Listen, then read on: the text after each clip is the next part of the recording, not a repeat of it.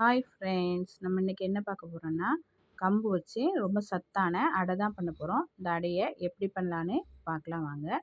அடை பண்ணுறதுக்கு நான் 1 கப் அளவுக்கு கம்பு எடுத்து வச்சுருக்கிறேன். இதை ஒரு பாத்திரத்தில் போட்டு ஒரு 2 முறை அலசிட்டு ஒரு 2லேருந்து 3 மணி நேரம் நல்லா ஊற வச்சு எடுத்துக்கலாம். இப்போ ஊற வச்ச கம்பை தண்ணியை வடிகட்டிட்டு மிக்ஸி ஜாரில் மாற்றிக்கலாம். இப்போ இது கூட 3 வரமிளகா, ஒரு துண்டு இஞ்சை கட் பண்ணி சேர்த்துக்கலாம். 1/2 ஸ்பூன் அளவுக்கு ஜீரகம் சேர்த்துக்கலாம். தேவையான அளவு உப்பு, கொஞ்சமாக தண்ணி சேர்த்து நல்லா நைஸாக அரைச்சிட்டு வந்துடலாம். இப்போ நைஸாக அரைச்சதை ஒரு பாத்திரத்தில் ஊற்றிக்கலாம்.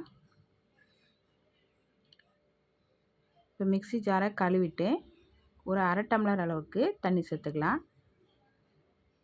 ஒரு கரண்டி வச்சு நல்லா கலந்து விட்டுடலாம். இப்போ அடுப்பில் கடாய் வச்சு 2 ஸ்பூன் ஆயில் விட்டுருக்கேன். ஆயில் சூடானதும் 1 ஸ்பூன் அளவுக்கு கடுகு சேர்த்துக்கலாம். கடுகு பொரிஞ்சதும் 1 ஸ்பூன் உளுத்தம்பருப்பு, 1 ஸ்பூன் கடலைப்பருப்பு எல்லாம் சேர்த்து நல்லா கலந்து விட்டுடலாம். ஒரு பச்சை மிளகாவை பொடியாக கட் பண்ணி சேர்த்துக்கலாம். கொஞ்சமாக கருவேப்பிலை இலை எல்லாம் சேர்த்து நல்லா கலந்து விட்டுடலாம். இப்போ இது கூட ஒரு பெரிய வெங்காயத்தை பொடியாக கட் பண்ணி போட்டுக்கலாம். வெங்காயத்தை நல்லா வதக்கி விட்டுடலாம்.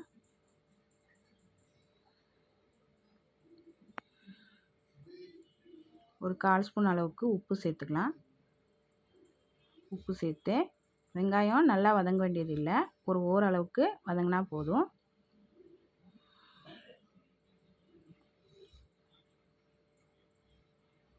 வெங்காயம் இந்த அளவுக்கு வதங்கினதும் இப்போ இது கூட பொடியாக கட் பண்ண கொத்தமல்லியில் சேர்த்து கலந்து விட்டுடலாம்.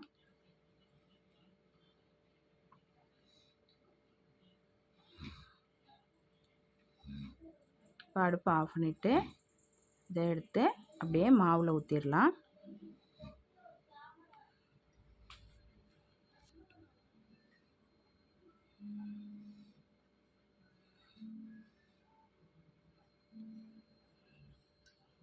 நல்லா கலந்து விட்டுடலாம்.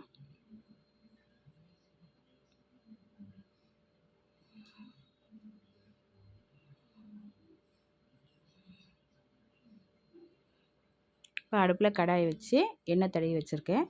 அதில் மாவு எடுத்து ஊற்றிக்கலாம். நான் ஒரு 1½ கரண்டி அளவுக்கு மாவு எடுத்து ஊற்றிக்கிறேன். தோசை மாதிரி ஊற்றாமல் அடை மாதிரி ஊற்றிக்கலாம்.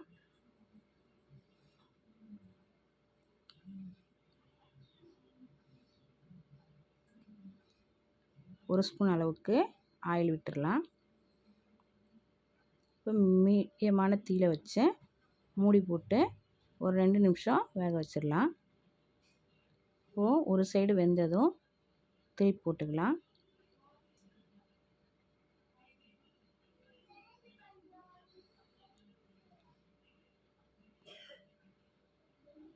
ரெண்டு சைடுமே நல்லா வெந்ததுக்கப்புறம் எடுத்துடலாம். சுவையான கம்பு அடை ரெடி ஆயிடுச்சு. இது போல் மீதம் இருக்கிற மாவையும் அடையை ஊற்றி எடுத்து வச்சிடலாம். இந்த அடையை தேங்காய் சட்னி அல்லது கார சட்னியோடு சேர்த்து சாப்பிட்றதுக்கு ரொம்ப நல்லாயிருக்கும். ட்ரை பண்ணி பாருங்கள். பிடிச்சிருந்தா நம்ம சேனலுக்கு லைக் பண்ணுங்கள், ஷேர் பண்ணுங்கள், கமெண்ட் பண்ணுங்கள், சப்ஸ்கிரைப் பண்ணுங்கள். கூடவே பெல் பட்டனை ப்ரெஸ் பண்ணுங்கள். தேங்க்யூ.